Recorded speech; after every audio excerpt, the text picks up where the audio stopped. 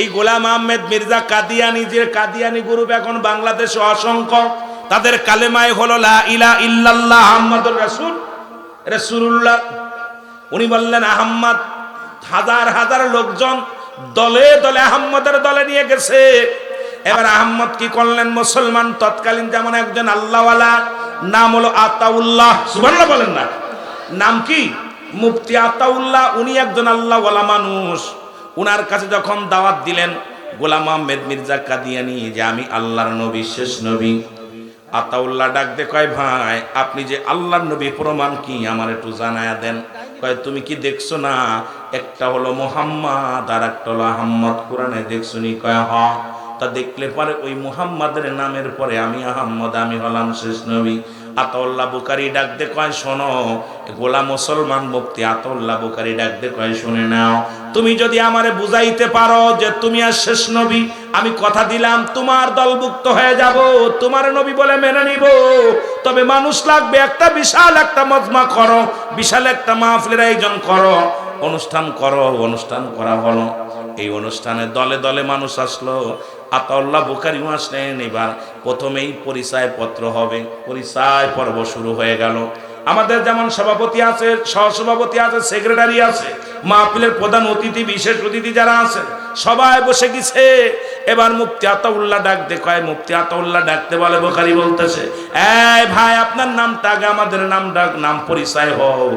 মুসলমান শুনে নেন, মুফতি আতাউল্লাহ বুখারী ডাকতে বলে, শুরুতেই তোমার নামটা ভুল করলা। এ জনগণ তোমরা শোনো, উনি উনার নাম বলছে, উনি গোলাম আহমেদ। সুতরাং গোলাম শব্দের অর্থ মুহাম্মদের গোলাম, আহম্মদের গোলাম। সুতরাং ও তো নিজেই ভুল করেছে, উনি কোন নবী নয়, উনি হলো আহম্মদের গোলাম। সুবহানাল্লাহ বলেন না, একটু জোরে বলেন না।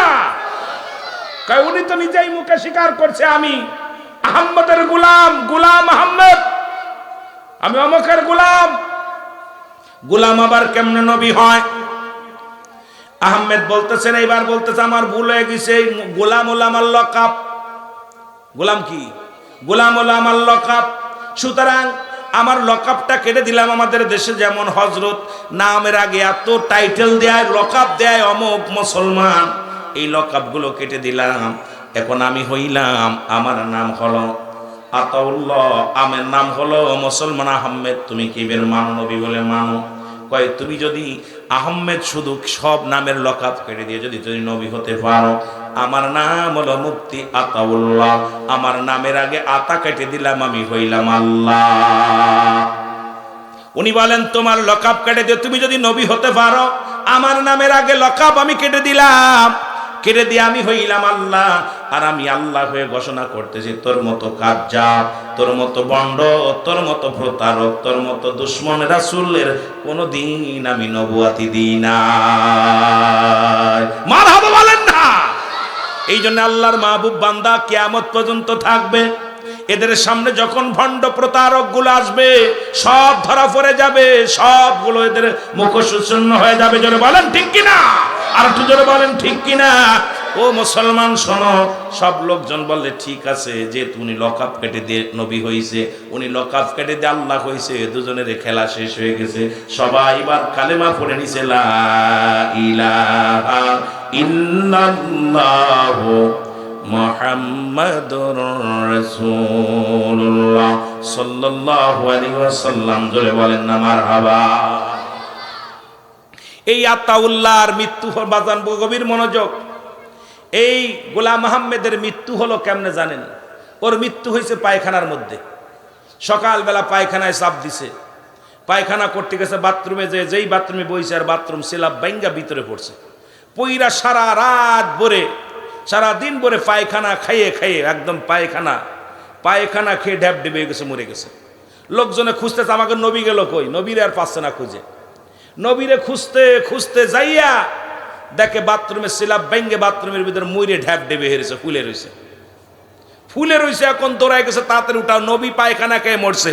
এই কথা যদি মানুষ জানে, তাহলে তো আর ওনার পক্ষে লোক থাকবে না। তাড়াতাড়ি যাও। লোক ডাকছে, আপনার ওই মেতরদের ডাকছে, মেতররা যারা পায়খানা ময়লা সাফ করে ডাকছে, এরা আস্তে আস্তে আবার বলতেছে এর উঠাও, কয় ভাই আমরা মেতর হইতে পারি, কিন্তু এই ভণ্ডরে উঠায় আমরা ভণ্ড লকাব নিব না। এই যে ভণ্ড মিথ্যাবাদী কাজ্জাব, ওকে আমরা উদ্ধার করব না, কারণ আমরা মেথর, ঠিক আছে, আমরা সুইপার, আমাদের তবুও দাম আছে, কিন্তু এই বন্ড কাজ্জাব মিথ্যাবাদীকে আমরা ওর ভিতর থেকে উঠাবো না। এই মৃত্যু হলো কাজ্জাবের মৃত্যু হলো পায়খানার মধ্যে পায়খানা খেয়ে। এই জন্য রাসূলের দুশ্মনে রাসূল যারা এই পৃথিবীর মধ্যে, তাদের মৃত্যু হবে খুব নিকৃষ্ট জায়গা। জোরে বলেন ঠিক কিনা? আর একটু জোরে বলেন ঠিক কিনা? আমার ভাইয়েরা, আমার বন্ধুরা, এই জন্য আজকে ঈদে মিলাদুন নবী, ঈদ মানে আনন্দ, মিলাদ মানে জন্ম বৃত্তান্ত। এখন ঈদে মিলাদুন নবী সাল্লাল্লাহু আলাইহি ওয়াসাল্লাম এটা যখন পোস্টারের মধ্যে দেখে, কোনো বাতিলেরা দেখে, সঙ্গে সঙ্গে তাদের মাথা গরম হয়ে যায়। কারণ মুসলিম মিল্লাতের ঈদ উদযাপন করার জন্য দলিল বেশি লাগে না, সূরা ইখলাস একটা দলিল দিলেই হয়ে যাবে। আমার সাথে পড়েন, বিসমিল্লাহির রাহমানির রাহিম,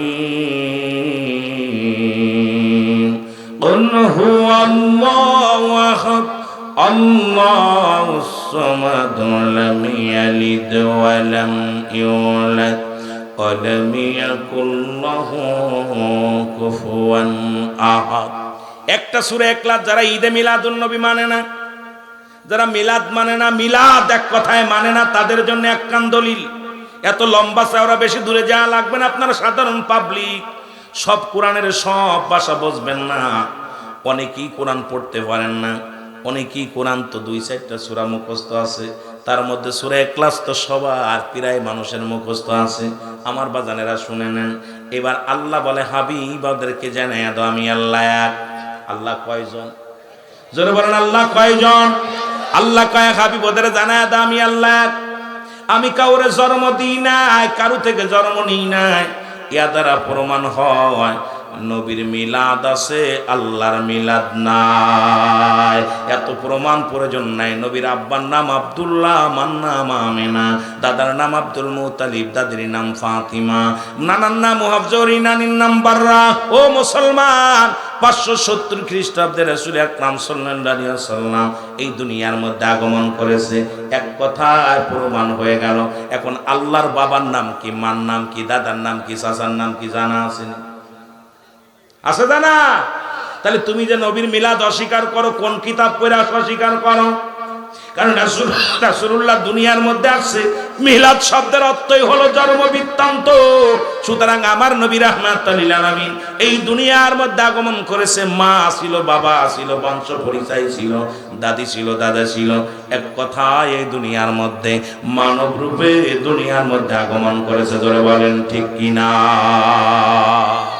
কারণ অসংখ্য মুনাফিকেরা আমার রাসূলকে নিয়ে কটূক্তি করা শুরু করেছে।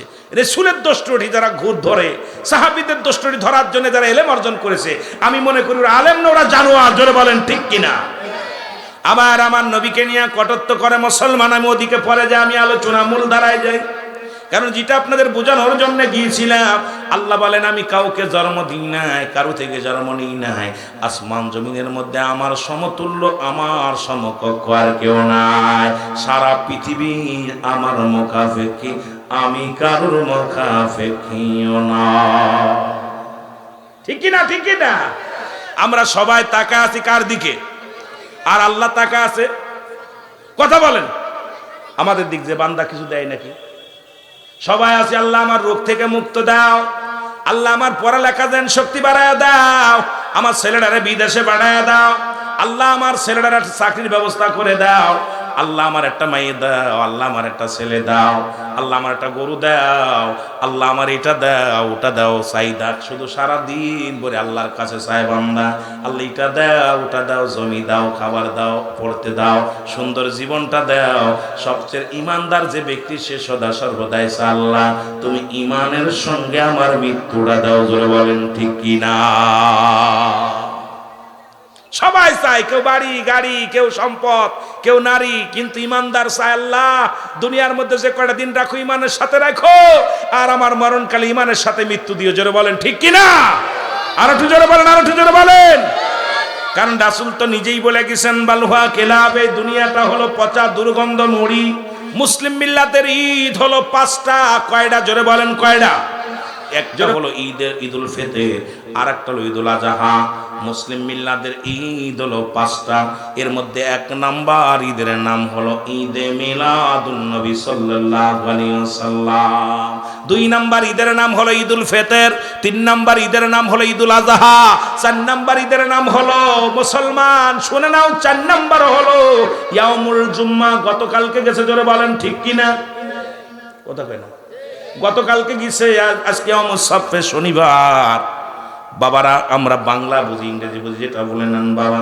এবার আর একটা ঈদের নাম হলো আরাফাতের ময়দান। এই মুসলিম মিল্লাদের 5টা ঈদের 1 নাম্বার ঈদের নাম হলো, যেহেতু আপনি মুসলমান, যেহেতু আপনি মুমিন, 1 নাম্বার ঈদের নাম হলো ঈদে মিলাদুন নবী সাল্লাল্লাহু আলাইহি ওয়াসাল্লাম। এখন রাসূলকে পেয়ে খুশি না বেজার আপনারা? জোরে বলেন খুশি না বেজার? আর একটু জোরে বলেন খুশি না বেজার? এখন একদল রাসূলকে যায় পারা খুশি হয় না। কারা? মক্কা মদিনার ছোট ছোট মাসুম বাচ্চাগুলো খুশি, মদিনার মানুষগুলো খুশি। ও মুসলমান শুনে নাও, যখন রাসূল দুনিয়ায় আসেন না মুসলমান, তখনও যখন শুনছে নবীজি আসবে এই বংশের মধ্যে, আব্দুল্লাহর ওরস থেকে আসবে, তখন আব্দুল্লাহর প্রতি মানুষের শ্রদ্ধা বেড়ে গেছে, ভালোবাসা বেড়ে গেছে। আর নবী যখন দুনিয়ার মধ্যে আগমন করেছে, নবীকে পেয়ে কত খুশি, আসমান খুশি, জমিন খুশি। কিন্তু আমরা নবী বলতেছেন হায়াতি খায়রুল লাকুম। আমার নবী বলেন হায়াতির জিন্দেগিটা, আমার হায়াতির জিন্দেগিটা উম্মতের জন্য কল্যাণ স্বরূপ। এখন আমরা, আমার নবী আছে শরিয়াত, তরিকত, হাকিকত, মারিফাত। আমার নবীজি কেমনে তোমরা সংসার করবা, কেমনে তোমরা ব্যবসা বাণিজ্য করবা, কেমনে তোমরা জীবন যাপন করবা, কেমনে কি করবা, এটা শিক্ষা দেওয়ার জন্য আল্লাহ রাব্বুল আলামিন সর্বশেষে নবী কুলের সম্রাট বানাইয়া রাহমাতাল লিল আলামিনকে আমাদের মাঝে প্রেরণ করেছে। আমরা যদি বেজার হই তাহলে আমাদের কপাল মন্দ, জোরে বলেন ঠিক কিনা? রাসূল বলে আমার উম্মতেরা, আমি নবী দুনিয়ার মধ্যে আগমন করেছি, উম্মতের সঙ্গে চলাফেরা করেছি, উম্মতের সঙ্গে কথাবার্তা বলেছি, বলতে পেরে এই জন্য আমার উম্মতের জীবনটা ধন্য। সুবহানাল্লাহ বলেন না? আর একটু জোরে বলেন। এখন সেই নবীকে নিয়ে যারা কটত্ব করে, কয় নবীজি রাখাল ছিল, নাউজুবিল্লাহ বলেন না? নবী রাখালের 3টা ভেষ, আলেম ওলামা আছেন মালাকি, হাক্কি, বসরি, 3টা সুরত আমার নবীর ভিতরে ছিল। এবার আমার নবীজি কোন ভেষটা বোঝে না, যারা শুনে নাও। আমার নবী বলতে যারা বলে কাউবয়, আমি কারোর নাম বলতে চাই না, শুনে নাও। তবে কথাগুলো চিরন্তর সত্য, যুবকগুলো আমাদের জানতে হবে। কাউবয় গরু রাখাল আসলে তৎকালীন জামানায় মক্কা মদিনায় এত গরু ছিল না, গরু সংখ্যা ছিল কম। ওই জমিনের মধ্যে বেশি ছিল মুসলমান, উর্দুম্বা, বেকরা, বকরি মুসলমান, যেগুলো তৎকালীন জামানার মধ্যে ছিল। এখনো মক্কা মদিনায় মুসলমান গরু নাই বললেই চলে, জোরে বলেন ঠিক কিনা? এখন নবীজি রাখালিয়ার বেশে যদি বলছি, বাবা মনে নাও আমার নবী কেন রাখাল ছিল, এটাও আমার আপনার জন্য। এখন আমি যদি রাখাল বলি, আব্বা ভ্যান চালাইছে আমার জন্য, আব্বা রিক্সা চালাইছে আমার জন্য, আব্বা যদি চালাই বানশির বাড়ি কাজ করেছে সন্তানকে লালন পালন করার জন্য। এখন আব্বারে যদি বলি তুই রাখাল, তুই ভ্যান চালক, তুই রিক্সা চালক, আব্বা বড় কষ্ট পাবে। কার জন্য আব্বা করেছে? আব্বা তো করেছে আপনার আমার জন্য। আপনার বাবা তো কর্মচারী ছিলেন আপনার আমার জন্য। মানুষের বাড়ি কাজ করেছে আপনার আমার জন্য, বিদেশে ভ্রমণ করেছে আপনার আমার জন্য। কারণ আপনার মুখে হাসি ফোটানোর জন্য বাবা মা কত কষ্ট করে। রাহমাতুল লিল আলামিন উম্মতের বোঝানোর জন্য আমার নবী মাটি কাটছে, মাটি টানছে, বকরি চড়াইছে। ভালো করে শুনে নেন কেন করেছে। আমার নবীজি আমার উম্মতের মধ্যে অনেক গরিব হবে, আমার উম্মতিরা গরিব, আমার উম্মতের মধ্যে কেউ দিন মজুরি হবে, রিক্সা চালাইবে, ভ্যান চালাইবে, কেউ না বকরি চড়াইবে, মাঠে কাজ করবে, সেজন্য কষ্ট না পায়। আমি নবী এই জন্য নিজেই রাখাল বেসেছিলাম, আমি নবী বকরি চড়াইলাম, আমি নবী দুনিয়ার মধ্যে মাটি টানলাম, মাটি কাটলাম। কারণ আমার উম্মত তোমরা কষ্ট পেও না, আমি তোমাদের নবী হইয়া এত শ্রম দিলাম, কষ্ট করলাম। আবার নবীজি কিন্তু রাজ্য পরিচালনা করেছেন। এ বদমাইশ গুলো শোন, যারা নবীকে নিয়ে কটত্ব করো, আমার নবীজি এই রাজার উত্তর তৎকালীন জামানায় আমার নবী রাষ্ট্রনায়ক ছিল। আমার নবীজি পৃথিবীর মধ্যে রাষ্ট্রনায়ক। তারপরে নবীজি যে দুনিয়ার মধ্যে আমার উম্মতিরা কেউ যদি ধনী হয়, কেউ যদি টাকাওয়ালা হয়, খবরদার খবরদার, কেউ যেন তার ভিতরে অহংকার না আসে, কারণ আমার নবী বাদশা ছিল। জোরে বলেন ঠিক কিনা? রাসূলুল্লাহ উম্মতের জন্য এগুলো করে গেলেন। আর সেই নবীকে নিয়ে যখন কটূক্ত করে, মুমিনের চোখের পানি ঝরে না, কলিজার মধ্যে আঘাত লাগে না, আমি মনে করি ওটা মুনাফিক। জোরে বলেন ঠিক কিনা? তৎকালীন জামানায় ছিল মুনাফিক আল্লাহ কমিনান নাস, মানুষের মধ্যে মায়াকুল, তারা বলবে আমান্না, তার ঈমান আনছে বিল্লাহি, আল্লাহর প্রতি, অবিল আখিরাতের প্রতি বিশ্বাস স্থাপন করছে। ওমা হুম বিমুমিনিন, আল্লাহ কয় হাবিব রে, মানুষের মধ্যে চোর বাটপার আছে, চোর বাটপার আমিও ধরাই দিব আস্তে আস্তে। জোরে জোরে চিল্লায় বলা যাবে না আল্লাহু আকবার। না শব্দের অর্থ মানুষ, এই বদমাইশ, এই মানুষের মধ্যে বদমাইশ গুলো ছিল। আব্দুল্লাহ ইবনে উবাই নবী সাহাবী ছিল, নবীকে আক্রমণ করেছে, নবীকে মারার ষড়যন্ত্র করেছে।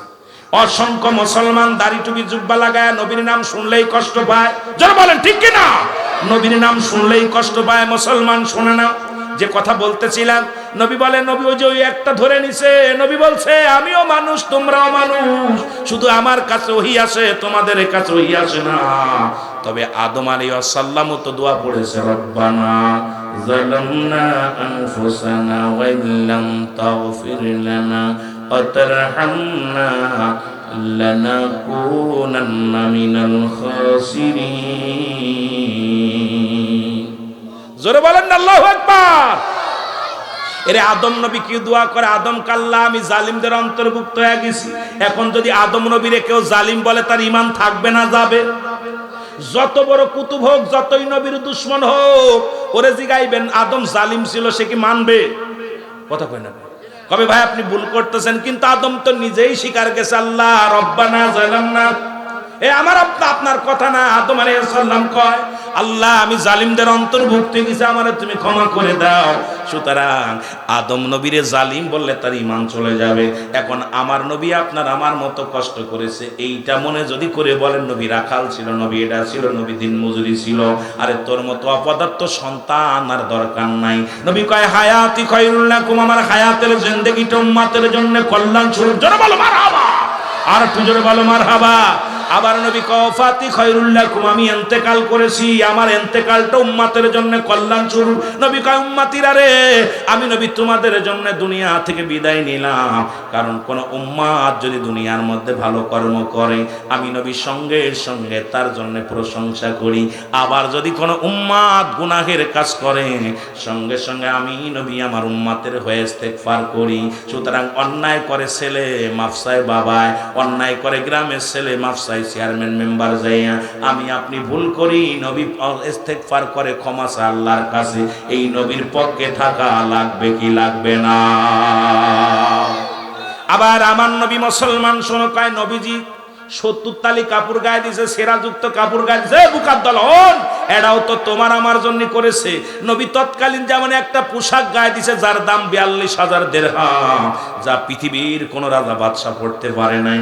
তাহলে আমার নবীজি বলছে উম্মতিরা রে, তোমরা যদি পুরন কাপড় পটি যদি তালিযুক্ত কাপড় গায়ে দাও, কষ্ট পেও না, কারণ আমি নবী নিজে এটা ব্যবহার করে গেলাম, যাতে করে আমার উম্মতিরা কষ্ট না পায় যে আমার নবী তো এই রকম করেছিল। আবার যদি তুমি দামি কাপড় গায়ে দাও, অহংকার যেন না আসে যে আমি বিশাল দামি কাপড় বড় লোক হয়ে গেছি, অহংকার যেন না হয়। এই জন্য নবী দুই হালাত বুঝানোর জন্য উম্মতের জন্য করে গেলেন। আবার আমার দেশের এক আলেম ওয়াজ করতে যায় বলছে, নবী বিয়ে করছে বুড়ি। মুসলমান আজকে ঈদে মিলাদুন নবী ওয়াজ করতে যায়, কিছু নবীজির শান মানের মধ্যে চলে আসলাম। এমনি আর নবীকে আল্লাহ বলে নাই বায়ানাত, উত্তম ব্যবহার, উত্তম আখলাক, উত্তম চরিত্র যা রাসূলের ভিতরে ছিল, পৃথিবীর আর কারোর ভিতরে নাই। যারা বলে নবী বিয়ে করছে বুড়ি, এই যুবক শোন, এটাও করেছে আমার আপনার জন্য। কারণ আমার নবীজি মুসলমান শোনো, আপনার আমার মতো লাভ ম্যারেজ করে বিয়ে করে নাই, কারণ মেয়ে ভেগে নিয়ে বিয়ে করে নাই। রসুলের বিয়ের পায়গাম দিলেন, নবীজির জন্য বিয়ের প্রস্তাব আম্মা জান খাদিজাতুল কুবরা, যিনি বিয়ের প্রস্তাব দিলেন কার কাছে?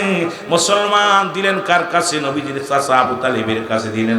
আবু তালেবের পরামর্শ অনুযায়ী নবীজি বিয়ে করলেন। এখন বিয়ে করার পর কয় নবী ছিল গরিব, নবী ছিল দরিদ্র, নবী ছিল কোন দুনিয়া দুনিয়ার সব চাইতে অভাবী ছিল, কত বড় খাটা আসলে তার মুখ দিয়ে কথাগুলো বাইর হয়। আমার বাবারা আমার লক্ষ্য করে শোনেন। এবার নবীজি কয়, নবীজি বুড়িকে বিয়ে করছে, শোনো কেন বিয়ে করলো? নবীজি আল্লাহ বলেন, তোমাদের যদি আমার পরে সিজদা করতে বলতাম, নিজ নিজ স্বামীর পায়ে তার বিবিদেরকে সিজদা করতে বলতাম। নবীজি এটাও প্রমাণ করে দিলেন। নবীজির বয়স তখন 25, আম্মাজান খাদিজার বয়স 40। নবীজি বিয়ে করলেন, এটা প্রমাণ করে দিলেন, যুবকরে তোমার স্বামী যদি ছোট হয়, ও আমার মা বোনেরা, তোমার স্বামী যদি তোমার চাইতে বয়সে ছোট হয়, খবরদার তারে অসম্মান করবা না, খবরদার তার প্রতি সম্মান দেখাইবা, তারে তাজিম করবা, সম্মান করবা। আবার নবীর বয়স যখন 53 শেষ বয়সে বিয়ে করলেন আম্মাজান আয়েশা সিদ্দিকারে, যখন আম্মাজানের বয়স হলো মাত্র 7। ও যুবক, আর ভালো করে শোন, কি খেয়ে লেখাপড়া করলা তোমরা, কোথায় হাত লাগাইলা, কোথায় তোমরা লেখাপড়া করলা? রাসূল পাক সাল্লাল্লাহু আলাইহি সাল্লামের বয়স তখন 53 শেষ বয়স, একদম আমাদের মুরব্বীদের মতো হয়ে গেছে এই বয়স। বিয়ে করলেন তখন আম্মাজান আয়েশা সিদ্দিকার বয়স তখন 7। নবীজি প্রমাণ করে দিলেন, তোমার স্বামী যদি বুড়া হয়, স্ত্রী যদি জোয়ান হয়, খবরদার খবরদার স্বামীর প্রতি তোমরা যেন বিন্দু মাত্র ভালোবাসা না কমে, স্বামীর প্রতি শ্রদ্ধাশীল হও। এটা উম্মাতের বোঝানোর জন্য নবী করে গেলেন। এখন সেই নবীরে যদি কয় নবী বিয়ে বাণিজ্য করছে, আরে আমার দেশের মন্ত্রী, আমার দেশের এমপি, আমার দেশের কিছু ভদ্রলোক কয় নবী বিয়ে বাণিজ্য করছে, ওই বদমাইশ! রাসূলুল্লাহ ইসলামের দাওয়াত দেওয়ার জন্য অসংখ্য জায়গা গেছে, নবীজি বিয়ে করছে। এ মুসলমান, একটাই ছিল, তারা তাদেরকে জীবন সঙ্গিনী করছে আল্লাহকে পাওয়ার জন্য। তারাও আল্লাহকে পাওয়ার জন্য, জান্নাত পাওয়ার জন্য পাগল হয়েছে, দুনিয়া পাওয়ার জন্য তারা পাগল হয় নাই। তাদেরকে এই দুনিয়ার দাওয়াত দিছে কারে? লা ইলাহা ইল্লাল্লাহু মুহাম্মাদুর রাসূলুল্লাহ। এ মুসলমান শোনে না, রাসূল মেরাজের রাত্রে ঘুরে আসিয়া আম্মাজান আয়েশা সিদ্দিকারে বলে, আয়েশা রে, আমি দেখলাম অধিকাংশ নারীরাই জাহান্নামী। জোরে বলেন আল্লাহু আকবার। নবীজি বলেন জাহান্নামের বিবরণ দিতে যায়, নবীজি আগেই বললেন, আয়েশা রে, আমি দেখলাম ওই 99% নারী জাতি জাহান্নামী। রাসূলুল্লাহ বলা পর আম্মাজান আয়েশা সিদ্দিকা বলে, ইয়া রাসূলুল্লাহ, ইয়া হাবিবাল্লাহ, তাদের অপরাধ কি? নবী বলেন, এরা হলো স্বামীরে লানত করত, স্বামীর লানতকারী মহিলা। স্বামীর লানতকারী মহিলা দ্বারা মাইকের আওয়াজ দেয়, শুনে নিবা মা বোনেরা। সব দিকে অত কথা বলা সম্ভব নয়, যদিও যেটুকু টাচ দিয়ে একটু খেয়াল করবা। নবীজি বললেন এরা লানতকারী মহিলা। আম্মাজান আয়েশা সিদ্দিকা বলে, ইয়া রাসূলুল্লাহ, ইয়া হাবিবাল্লাহ, লানত কারে কয়? এই লানত কারে কয় আমাকে একটু বুঝায়া দেন। নবীজি বললেন, শোনো আয়েশা, যে সমস্ত মেয়েরা তার স্বামীকে অভিশাপ দেয়, যে সমস্ত মেয়েরা স্বামীর অভিশাপ দেয়, স্বামীরে গালি দেয়, এই সমস্ত মেয়ে হাজি হলেও জাহান্নামী, নামাজি হলেও জাহান্নামী। এই সমস্ত মেয়েরাও যদি সারা জীবন বন্দেগী করে, সব বরবাদ। এই জন্য স্বামীরে গালি দেওয়া যাবে না, স্বামীর অভিশাপ দেওয়া যাবে না। আপনাদের দেশের মেয়েরা কেমন জানি না, তবে আমার দেশে দুই একটা পাওয়া যায়। ডাকছে কয়, পড়া পড়া, তুই মরিস নে কে, তুই মরে গেলি বাঁচতাম, তোর পালের শান্তি হলো না। মা রে, শুনে নাও মা, রাসূল বলছে আমি জাহান্নামের মধ্যে দেখলাম অধিক পরিমাণ মেয়েরা জাহান্নামের মধ্যে তারা আছে। তাদের একটা অপরাধ, তারা স্বামীকে লানত করত, অভিশাপ দিত। সুতরাং স্বামীর মর্যাদা বাড়ানোর জন্য রাসূলুল্লাহ কত না মুসলমান নিয়ামত আমাদের জন্য। জোরে বলেন ঠিক কি না? এর স্বামী হিসেবে শ্রেষ্ঠ।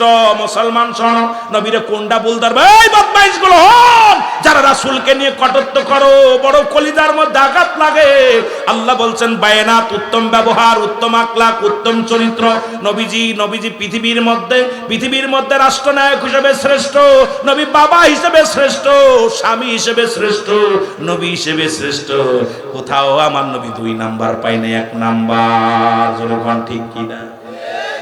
রাসূলকে কোথায় নিবেন? যেখানে নিবেন সেখানে নবী 1 নাম্বার শ্রেষ্ঠ। নবী দেখেন না, হযরত আনাস রাদিয়াল্লাহু তাআলা, দেখেন হযরত আনাস দীর্ঘ 10 বছর নবীজির খেদমত করছে। কয় বছর? জোরে বলেন কয় বছর? 10 বছর খেদমত করেছে। হযরত আনাস বলে, আল্লাহর কসম করে বলি, আমি 10 বছর হুজুরের খেদমতে ছিলাম, আমি কত ভুল করেছি। আমার নবী যখন বিছনা উঠাইতে বলতো আমি পারতাম, নবী যখন গরম পানি চাইতে আমি ঠান্ডা পানি দিতাম, যখন ঠান্ডা পানি চাইতে গরম পানি দিতাম। নবীজি জুতা চাইলে স্যান্ডেল দিতাম।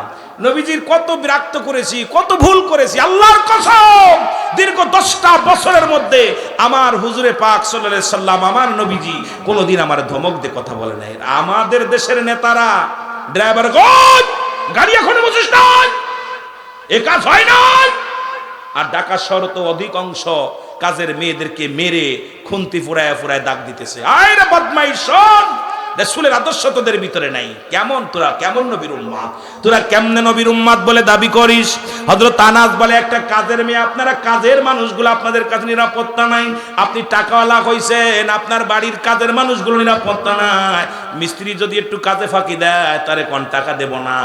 যদি মাঠে কাজ করা কর্মচারী যদি একটু কাজে ফাঁকি দেয় টাকা দিবেন না, কারণ টাকার মালিক হইয়া আসো উল্টায় পড়েন। আর আনাস বলে, আমি দীর্ঘ 10টা বছর হুজুরের খেদমতে ছিলাম, আমার নবী কোনদিন আমার ধর্মক দিয়ে কথা বলে না, কারণ রাসূল তে আদর্শ নিয়ে আসেন নাই। আমার নবী পৃথিবীর মধ্যে বলতেছিলাম স্বামী হিসেবে শ্রেষ্ঠ। ও মুসলমান শোনো, আমার রাসূল যে কত শ্রেষ্ঠ ছিল, আম্মা জান খাদিজাও তার প্রমাণ করে দিয়েছেন, আয়েশা রাদিয়াল্লাহু তাআলা তার প্রমাণ করে দিয়েছেন। নবী কোথাও যদি দাওয়াতে যাইতেন, আমার আম্মা জানদের জন্য নিজে একটা পেয়ালা করে ওই তাবারক গুলো নিয়ে আসতেন, খাবার গুলো নিয়ে আসতেন। সাহাবীর বাড়ি দাওয়াত নিয়ে যেটা খাইতেন নবীজি, ওটা আবার সঙ্গে করে আবার মাঝে মাঝে ওটা নিজে এনে বাড়ি এনে দুজন খাইতেন। স্বামী হিসেবে কেমনে শ্রেষ্ঠ? আম্মা জান আয়েশা বলে, আমার হুজুর এমন একজন নিয়ামত ছিল, আমি যখন রান্না করতে বসতাম হুজুর মাঝে মাঝে চুলায় আগুন ডাগায় দিত, পানি এনে দিত, আমার পাতিল গুলো বেজে দিত, এগুলো করতো আমার নবীজি, তরকার করে দিত, কারণ প্রতিটা কাজের সঙ্গে আমার নবীজি শরীক হয়ে যেত। জোরে বলেন সুবহানাল্লাহ। আমার নবীজি একদিন কাঁদতেছিল, নবীজি বলতেছিলেন যে নবীগণ বলছে বিবিরে তালাক দেওয়ার কথা কইছে, তোমরা যদি ভালো না লাগে তালাক দিব, কিন্তু অথচ আমি নিজে পড়েছি। ও মুসলমান শোনো, রাহমাতুল লিল আলামিন কেমন স্বামী ছিল। একদিন আম্মাজান আয়েশা, নবীজি আম্মাজান খাদিজার কথা মনে করে কাঁদতেছেন, খাদিজার কথা মনে পড়ে গেছে। নবীজির চোখ দিয়া দর দর করে পানি ছড়ানো শুরু করেছে। আম্মাজান আয়েশা বলে, আপনার স্বামী, ইয়া রাসূলুল্লাহ, ইয়া হাবিবাল্লাহ, আপনি কেন কাঁদেন? আমার নবী কায়সারে, আজকে বড্ড আমার খাদিজার কথা মনে পড়ে গেছে, আমার দুঃখের দিনের খাদিজা, আজকে আমার খাদিজার কত মনে পড়ে গেছে। আল্লাহ, মা খাদিজা ছোট্ট মানুষ বলে, ইয়া রাসূলুল্লাহ, ইয়া হাবিবাল্লাহ, আমি আপনাকে কথা দিলাম রে,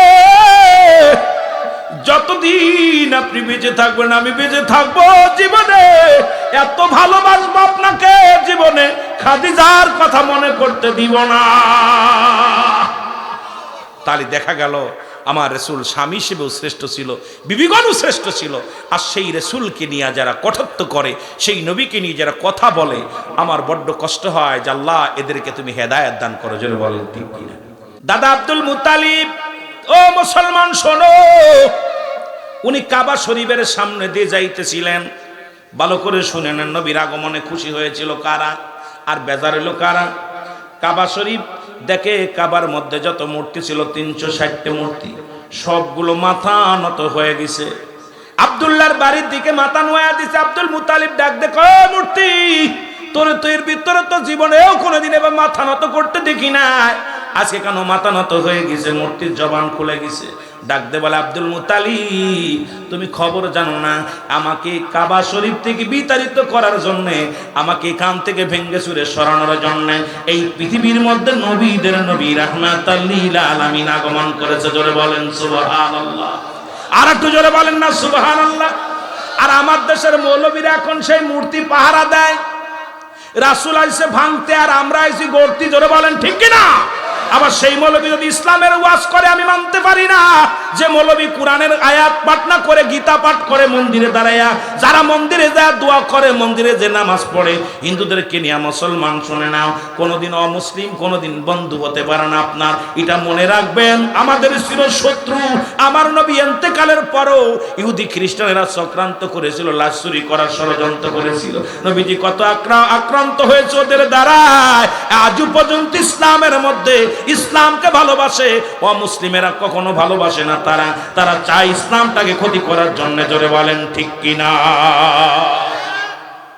ওদিকে ভারতের মধ্যে আমার ভাইদের গায়ে রক্ত ছড়াইতেছে, মসজিদ থেকে লাথয়া মসজিদ থেকে বার করে দেয়। আরে যুবক, একটু নেটের দিকে তাকা, দেখবি অসংখ্য মুসল্লিরা রাস্তায় নামাজ। একজন ড্রাইভার, একজন গাড়ির ট্রাকের ড্রাইভার নামাজ হয়ে সময় হয়ে গেছে, ওক্ত চলে যাবে, হিন্দুদের কূপ থেকে পানি দিয়ে উজু করে রাস্তার পাশে নামাজ পড়ার অপরাধে তাকে লাথি মেরে তাকে রিমান্ডে নিয়ে তারে মুসলমান 11 বছরের জেল দিছে। আর একজন ড্রাইভারকে দুনিয়া থেকে পুলিশে বাড়ি মেরে ফেলেছে নামাজ পড়ার অপরাধে। আর মসজিদে তারা নামাজ পড়বো, আরে তারা নামাজের নিরাপত্তা নাই। আর আমার দেশের এই কুত্তা পাঁচটা কিছু কুত্তা ইহুদি খ্রিস্টানদের তারা দেয় মন্দির পাহারা দেয়, তারা দেয় প্রতিমা পাহারা দেয়, ওদিকে আমাদের মুসলমানদের রক্ত নিয়ে খেলা করে। এখনো যাদের সচেতন হয় নাই, এখনো যাদের অন্তর কাঁদে না, আমি বলবো এদের মতো মুনাফিক আর দুনিয়ার মধ্যে নাই। এদের জন্য আল্লাহ রেখেছে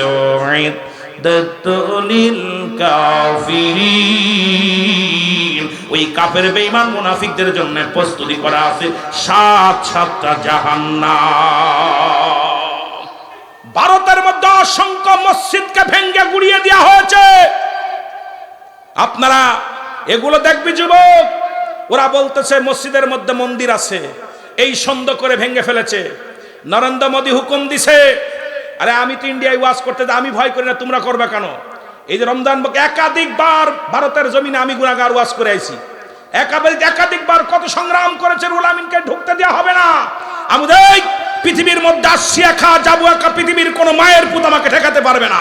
কারণ মরণ যদি আমার লেখা থাকে ভারতের জমিনে, আমি গুনাহগার জীবন দিয়া দিব, তবু বাতিলের কাছে মাথা নত করবে না। জোরে বলেন ঠিক কিনা?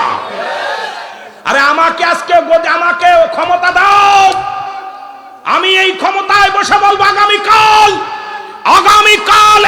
1000 মন্দিরের ভিতরে আমাদের মসজিদ আছে। কারণ আমার আইন আমার হাতে থাকবে, আমাকে কে ঠেকাবে? জোরে বলেন ঠিক কিনা? হুঁশিয়ার করে দিই, মুসলমান কখনো কাউকে নির্যাতন করে না, মুসলমান কাউকে কষ্ট দেয় না, মুসলমান কার রক্ত নিয়ে খেলা করে না, মুসলমান রাসূলের আদর্শ নিয়ে থাকে, মুসলমান কখনো কার রক্ত ছড়ায় না। জোরে বলেন ঠিক কিনা? আর একটু হলেই ওর বাবার কাছে দাওয়াত দেয়, ফোন দেয়, ওর বাপের কাছে জানায় দেয় আমার আব্বা আমাদেরকে মারতেছে। কিন্তু আমি আমার বিবেচনায়, আমার গবেষণায় দেখেছি বাংলাদেশের অমুসলিমেরা যত শান্তির মধ্যে আছে, পৃথিবীর অন্য আনাছে কোনাছে এই রকম শান্তির মধ্যে নাই। ভারতের মধ্যেও হিন্দুরা এত শান্তিতে নাই, আমাদের দেশে যত হিন্দুরা শান্তিতে আছে। যদি বলেন ঠিক কিনা? কথা বলেন না কেন? খাজা মাইনুদ্দিন চিশতি কেমন একটা কথা বললে আপনারা বুঝতে পারবেন মুসলমানদের ইমানি কত শক্তি, ইমানি কত জজবা মুসলমানদের আছে। কথাগুলো না বললে পারবেন না। মুসলমান শোনো, এই পৃথিবীর মধ্যে কোথায় খাজা উসমান হারুনি, খাজা মাইনুদ্দিন চিশতির একটা কথা বলে যায়, ওই তৎকালীন জামানায় হিন্দুরা, মুসলমান শোনো, অসংখ্য হিন্দু মুসলমান, অসংখ্য মানুষেরা, অসংখ্য মুসলিমেরা সারা জীবন মুসলমানদের উপরে আঘাত করেন। বাংলাদেশের মধ্যে যেমন গৌর গোবিন্দ মুসলমানদের রক্ত নিয়ে খেলা করেছে, মুসলমানদের কষ্ট দিয়েছে, ভারতের মধ্যে মুসলমান শোনো পিতৃরাজ অসংখ্য আল্লাহর মাহবুব বান্দাদেরকে কষ্ট দিয়েছে। মুসলমান শুনে নাও, আজকে আমরা নিজেরাই সেই মুসলমানদের আঘাত করি। একটা হিন্দু তাদের মন্দির ভাঙতে যায় না, একটা হিন্দু তাদের কোথায় মুসলমান, একটা মুসলিম তাদের আস্তানা ভাঙতে যায় না। অথচ আমরা মুসলমান হয়ে নিজেরা ভাঙতেছি। যদি মাজারে অনৈতিক কাজ চলে, আমি বলবো একসাথে ঐক্যবদ্ধ হয়ে এটা সংগ্রাম করা লাগবে। তুমি মৌলবি হট না হট যায় তাদের আক্রমণ করো, এর জন্য মানুষ আমাদের উগ্রপন্থী বলে, আমাদেরকে সন্ত্রাস বলে। কারণ মুসলমান আমরা ওই ভণ্ডদের পক্ষে নয়। যারা বলেন ঠিক কিনা? যেখানে নামাজ হয় না, শরীয়তের বিধান অনুযায়ী কাজ হয় না, যেখানে পূজা হয়, যেখানে সেজদা হয়, এর বিপক্ষে আমি গুনাহগার, আপনারা কি জানি না, আমরাও সমর্থন করি না। তবে এটাকে প্রতিহত করতে হলে আমাদের একটা সমাধানের দরকার, ঐক্যবদ্ধ হতে হবে। আপনি সমাধান করার জন্য আপনি হুটবাট একটা কাজ করলেন, কিন্তু এটা অমুসলিমেরা পেয়ে বসবে। আপনাদেরকে দেখছেন তারা নিজেদের কাছেই নিজেরা নিরাপত্তা নয়, তাহলে আমরা কেমনে নিরাপত্তা থাকবো? এটা এখন ভারতের মিডিয়া সব শুরু করে দিয়েছে। ভারতের মিডিয়া, গত সপ্তাহের মিডিয়ায় দেখবেন ভারতের মিডিয়া, ওই রঙিন মিডিয়া বলতেছে যেখানে মুসলমানরা মুসলমানদের উপাসনায় তাদের কাছে নিরাপত্তা নাই, সুতরাং আমাদের হিন্দুরা কেমনে তাদের হাতে নিরাপদ থাকে? এটা সুযোগ কিন্তু পেয়ে গেছে শুধু আপনারা আমার কারণে। ধরে বলেন ঠিক কি না? এখন আপনারা বলতে পারেন হুজুর হ্যাঁ রাসূলের কাছেও আসছে, অমুসলিমেরা আসছে, আপনার কাছেও আসবে। সূরা তাওবার মধ্যে 6 নম্বর আয়াত। কয় নম্বর আয়াত? জোরে বলেন কয় নম্বর? এখন কোরআন খোলেন না পাইলে আমার ধরবেন, হুজুর আপনি রং করতেছেন। সূরা তাওবার মধ্যে 6 নম্বর আয়াত। আল্লাহ বলে, হাবিব আপনার কদমের মধ্যে যদি কোনো মুসলিম আগমন করে, সর্বপ্রথম তাদের বসতে দিবেন। যদি তারা নিরাপত্তা চায় নিরাপত্তা দিবেন, যদি নিরাপদ স্থানে পৌঁছায় দিতে বলে পৌঁছায় দিবেন, যদি সাহায্য চাই সাহায্য করবেন। ঘোষণা হলো আমার আল্লাহর, ঘোষণা দিছে আমার নবীরে। ঠিক একই আদর্শ নিয়ে ইসলাম প্রচার করে মুসলমান। এই জন্য মুসলমান কাউকে আক্রমণ করে না, তারা সাহায্য করে। আর এই সুযোগটা নিয়ে কিছু মুনাফিক, দুশমনে রাসূল, দুশমনে ওলি, এই সুযোগটা তারা ব্যবহার করে মুসলমানদের জঙ্গলি বানায়া দিতেছে। জোরে বলেন ঠিক কিনা? নবী গো আপনার কাছে যদি কোনো মুসলিম যায়, সর্বপ্রথম তাদের বসতে দেন। যদি তারা নিরাপত্তা চায় নিরাপত্তা দেন, যদি তাদের নিরাপদ স্থানে পৌঁছায় দিতে বলে আপনি পৌঁছায় দেন, যদি সাহায্য চাই সাহায্য দেন। ঠিক কিনা? ঠিক কিনা? কোরআন পড়ে দেখেন, আমি যদি মিথ্যা বলি এখনই আমাকে ধরে জবাই করে ফেলবেন, কোনো দাবি দেওয়া থাকবে না। মুসলমান শুনে নেন। তার এই জন্য আমি আপনাদের কিটা বোঝানোর পিছনে একটা কারণ হলো, আমার নবীজির আদর্শ দেখাইয়া দলে দলে মুসলিমেরা কালেমা পড়েছে।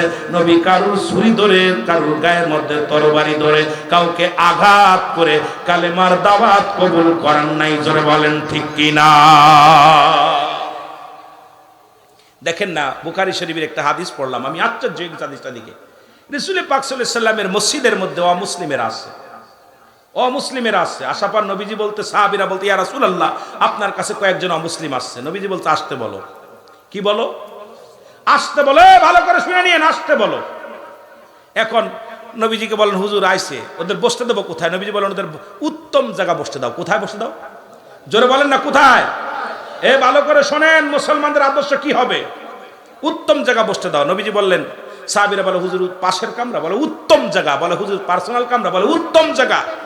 নবীজি বলে, ইয়া রাসূলুল্লাহ কোথায় বসতে দেব আপনি ভালো জানেন, আপনি বলেন। নবীজি বলেন, যেহেতু আমার মেহমান আমার পাশে বসতে দাও। নবীজির মসজিদের মধ্যে বসে অমুসলিমেরা, শুনে নেন ওয়াজ ভালো করে শোনেন, নবীর আদর্শের কথা শোনেন। আমাদের চরিত্র দেখে এখন আমরা নিজেরাই কন্ট্রোল করতে পারতেছি না, আজকে ভেজাল। রাসূলুল্লাহর পাশে বসতে দিলেন। নবীজি বললেন, আমার সাহাবীরা একটু নীরব থাকো, ওরা কি বলতে চাই শুনে নি। নবীজি বলেন, ভাই আপনারা কি বলবেন বলেন। বলি, ইয়া রাসূলুল্লাহ, ইয়া হাবিবাল্লাহ আমাদের কিচ্ছু জানার নাই, আপনি যে রাহমাতাল লিল আলামিনের মধ্যে কোনো সন্দেহ নাই যে আমরা আপনার কাছে আসছি, বসতে দিয়েছেন, আপনার ভালোবাসা পেয়ে আমরা ধন্য হয়ে গেছি। আমরা একটা সেকেন্ড আর অমুসলিম থাকতে চাই না, আমরা কালেমা পড়ে মুসলমান হয়ে যাব, লা ইলাহা ইল্লাল্লাহ। এই জন্য আমি আপনাদেরকে বলে যাই, সময় আছে, এখনো সময় আছে, বাবারা ফিরে আয়। রাসূল পাক সাল্লাল্লাহু আলাইহি সাল্লামের আদর্শ আমাদের ভিতরে আনতে হবে, নবীজির চরিত্র আমাদের ভিতরে আনতে হবে। নবীর আখলাক চরিত্র যদি আমাদের ভিতরে না থাকে, মুসলমান এক ওয়াক্ত নামাজ কাজা দিলে 80 খুতবা পরিমাণ জাহান্নাম। যেটা রাসূল নামাজের জন্য তাগিদ দিয়ে গেছেন, সেই নামাজের মধ্যে আমরা নাই। মুসলমান এক ওয়াক্ত নামাজ কাজা দিলে 80 খুতবা পরিমাণ জাহান্নাম। এক খুতবা পরিমাণ হলো 2,88,00,000 বছর। নামাজ বলতেছিলাম, এক ওয়াক্ত নামাজ কাজা দিলে 80 খুতবা পরিমাণ জাহান্নাম। এক খুতবা পরিমাণ হলো 2,88,00,000 বছর জাহান্নাম। নবী নামাজের জন্য তালিম দিবেন, নবীজি নামাজ নিজে আদায় করছেন, ইমাম সাহেব নবীজি নামাজের প্রতি যত্নবান হয়েছে। আমরা নবীর উম্মত হইয়া নামাজের ধারুদারি না, তাহলে কেমন মুসলমান নামাজ মুসলমান পড়ে আর কাফেররা ছাড়ে। আজ থেকে নামাজ কাজা করব না, কে কে রাজি আছেন হাত তোলে।